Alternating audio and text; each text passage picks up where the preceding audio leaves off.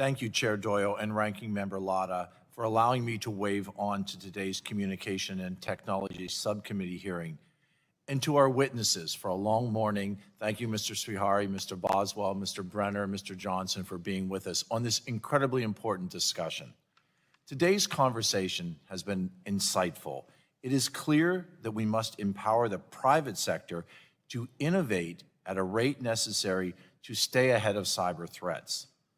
The federal government must partner with these innovators to ensure that our nation's networks and that our data are secure. The human element is critical to this discussion as well. Efforts like those envisioned in H.R. 4055 and existing efforts by the private sector to increase cyber literacy and cyber awareness are also critical in defending our systems.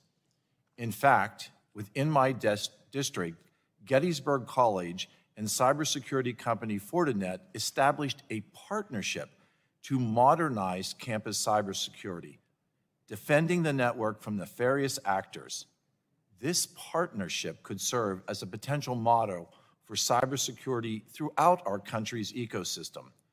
Cybersecurity needs to be present in all areas, in education, in business, in energy, in healthcare, in communications, and in national defense. Mr. Johnson, do you believe that we need to extend an all-of-the-above approach with strong public-private partnerships that innovate cyber solutions and make a cyber-aware population? Absolutely, it's crucial to our future. It needs to, I like your all of the above. It needs to be a coordinated full-court press. Mr. Brenner, do you see additional possibilities in this all-of-above approach? Do you see additional opportunities specifically in public-private partnerships? Oh, absolutely. I mean, we all the time engage with governments all in the United States and all over the world, and we're always open to that kind of thing. Mr. Boswell, can you add to this conversation? Yes, we were talking earlier about some of the early 6G work that's going on with the National Science Foundation and POWER, which, forgive me, is the Platforms for Advanced Wireless Research program. One of the things they're working on is working with industry experts like Ericsson and Qualcomm and many others, as well as government agencies, so tie-ins from the NSF, from DoD, from other spaces, but then the academic spaces as well. So they're working with NYU, Rutgers, Columbia, Salt Lake City, Utah, University of Utah and Rice, NCSU, Mississippi State, Purdue, Iowa State. Sorry if I left out a university. There's a lot of them that this group is working with. And I think that's really important, not only to make it that it's not just a conversation between those of us that have done this for a few decades on the policy side, on the protecting national infrastructure side, on the building equipment side, but also those that are coming in the next decades. So working with these universities, we're identifying that's the next generation of the people that are going to be sitting here 20 years from now, or I don't know, maybe they'll take our seats here sooner. Who knows, But that kind of collaboration with the university system, I think, is really important to reestablishing American innovation. Mr. Srihari, can you add to this conversation?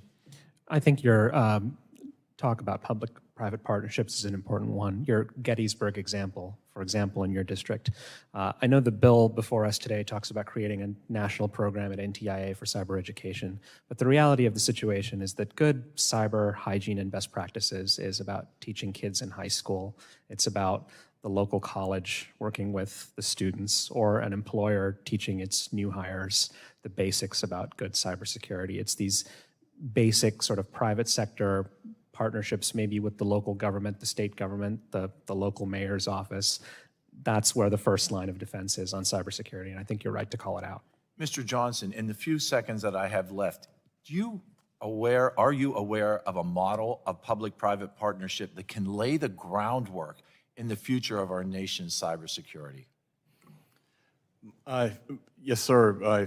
I mentioned this in my opening. The CISRIC back in 2015 recommended to the FCC a model of partnership between the FCC and DHS to engage network operators in particular in a trusted, confidential partnership environment for security. In some ways, it was prescient because this is what they ended up doing during the COVID pandemic.